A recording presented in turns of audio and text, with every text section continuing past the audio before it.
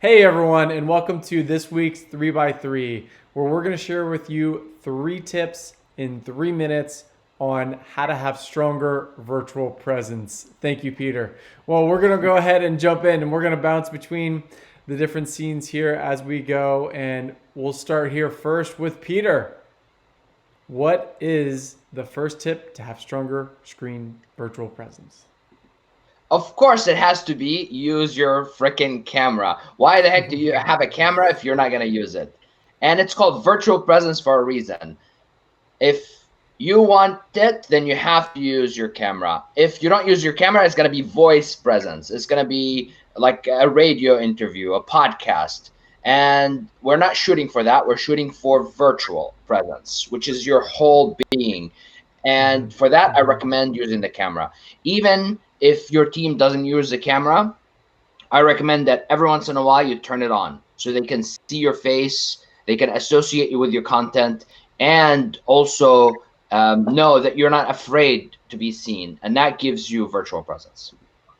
Absolutely. It's got to start with number one, just show up. You can't be good if you don't show up. Thanks for sharing that, That's right. Peter. All right, jumping on to the second bullet point here now. Rahul, go ahead and dive in. We have use camera the right way. So go ahead and take it away.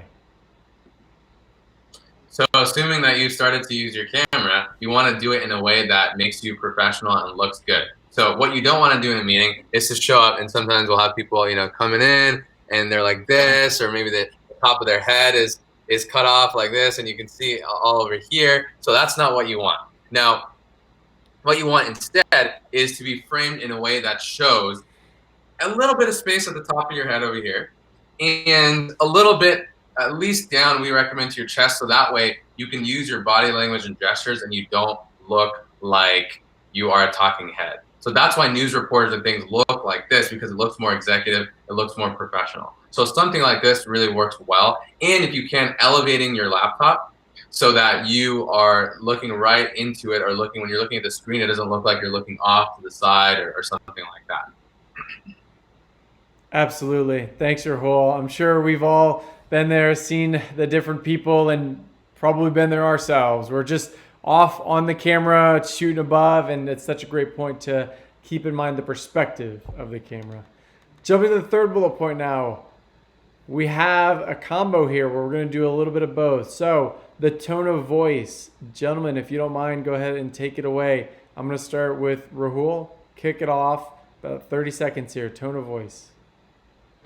Sure. So one thing that you really want to make sure that you're doing now with your virtual presence is having a commanding tone.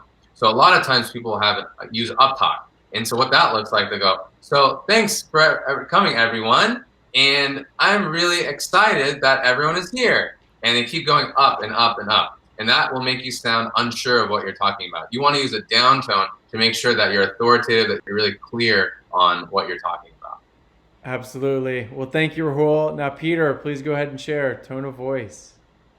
Sure. There's a study that was published by UCLA about the power of voice.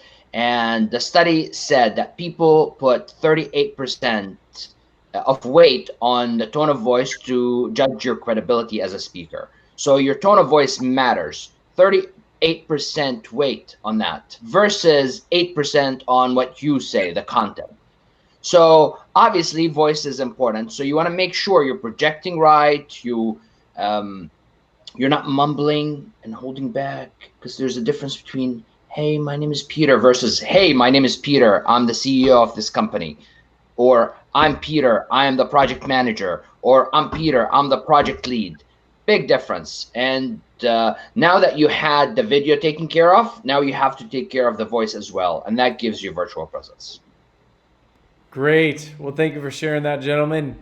That is this week's 3x3, how to have stronger virtual presence. So running through them, we have 1, use camera.